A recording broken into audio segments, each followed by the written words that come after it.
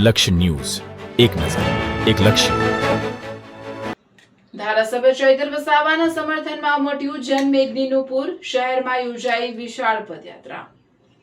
નર્મદાની નામદાર sessions court દ્વારા ડેડિયાપાડાના ધારાસભ્ય અને આદિવાસી નેતા ચૈતરભાઈ વસાવાને 7 વર્ષની સજા ફટકારી જેલમાં મોકલવાના આદેશ બાદ સમગ્ર આદિવાસી સમાજ અને તેમના સમર્થકોમાં ઘેરા પ્રત્યાઘાતો પડ્યા છે.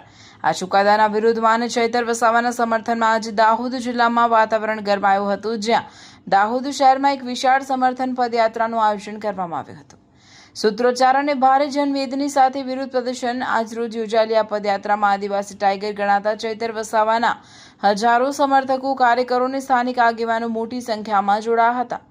હાથમાં બેનરો અને પ્લે કાર્ડ સાથે નીકળેલી આ રેલીમાં સમર્થકોએ ચૈતર વસાવાના પક્ષમાં ભારે સૂત્રોચ્ચાર કર્યા હતા. સમર્થકોનો આક્રોશ સાથે સૂર. ચૈતર વસાવા આદિવાસીનો અવાજ છે અને તેમને ન્યાય મળવો જોઈએ. આ લડાઈ માત્ર એક વ્યક્તિની નથી, પરંતુ સમગ્ર આદિવાસી સમાજના હકની છે.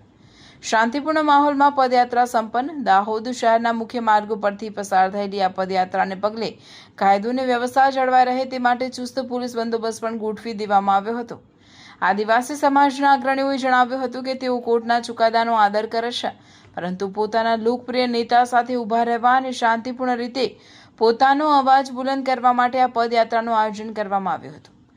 આગામી દિવસોમાં આ મામલે ઉચ્ચ અદાલતમાં અપીલ કરવાની તૈયારીઓ પણ સમર્થકોની કાનૂની ટીમ દ્વારા કરવામાં આવી રહી હોવાનું જાણવા મળી રહ્યું છે. Bureau reporter Yasir Gudala, Fatepura.